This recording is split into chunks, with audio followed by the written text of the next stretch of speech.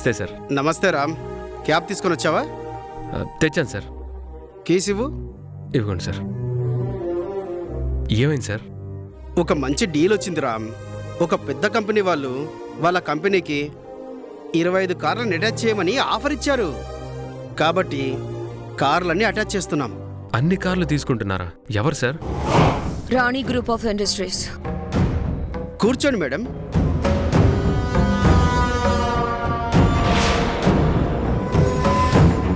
రామ్, ఈ మేడం కార్లన్నీ తీసుకుంటున్నారు.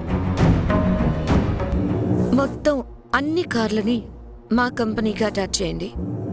నెల నెల మీ పేమెంట్స్ మీకు వచ్చేస్తాయి. అలాగే మేడం.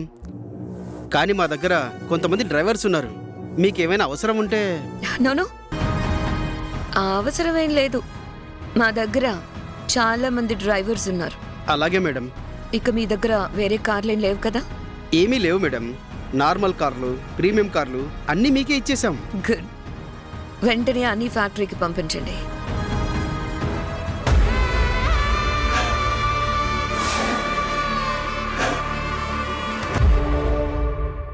రామ్, విన్నావు కదా? మంచి డీల్, రిస్క్ లేని పని, నెల నెల డబ్బులు వస్తాయి. అందుకే ఒప్పుకున్నాను. మంచి decision sir. Ram, I'm really sorry. నువ్వు కారు తీసుకున్న కొద్ది రోజులకే ఇలా అయిపోయింది. పర్వాలేదు సార్. ఉంటాను.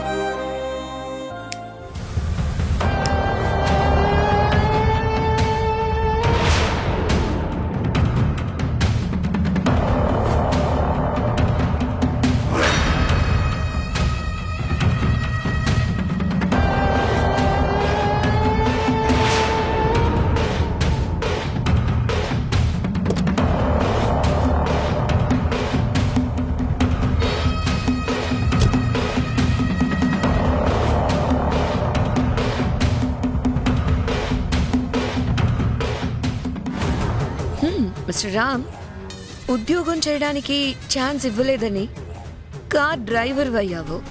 ఇప్పుడు ఇది పోయింది. ఇంకేం చేస్తావు? నువ్వు ఎక్కడికి వెళ్ళినా సరే నేను నిన్ను వెంటాడుతూనే ఉంటాను. చివరికి నిన్ను అడుక్కు తినేలా చేస్తాను. నీ చేతిలో భిక్షం కూడా నేనే వేస్తాను. నేను అడుక్కు తినే రోజున దానం చేయడానికి నీ చేతిలో డబ్బులుండాలని ఖచ్చితంగా కోరుకుంటాను శశి.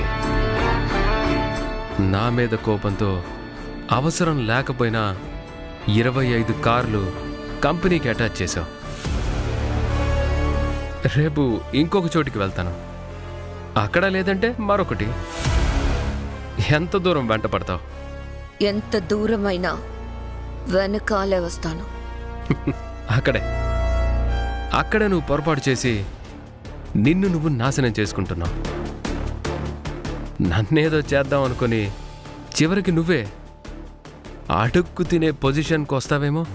చేతకాక ఏం చేయాలో తెలియక ఆ బాధని కవర్ చేసుకోవడానికి మాట్లాడుతున్నావు కదా? లేదు, ఉన్న నిజమే చెప్తున్నాను. నేను ప్రవహించే నది లాంటి వాణ్ణి.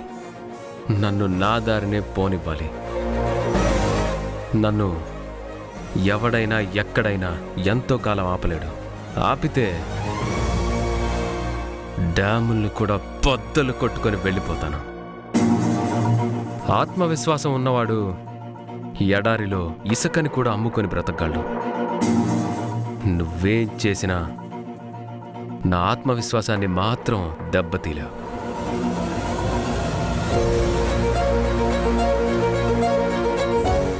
నువ్వు నన్నేదో చేద్దామని ఇలా అవసరం లేని ఖర్చులు పెట్టి బిజినెస్ దెబ్బతీకు. రేపు మళ్ళీ దాన్ని దారిలో పెట్టాలంటే నేనే రావాల్సి వస్తుంది.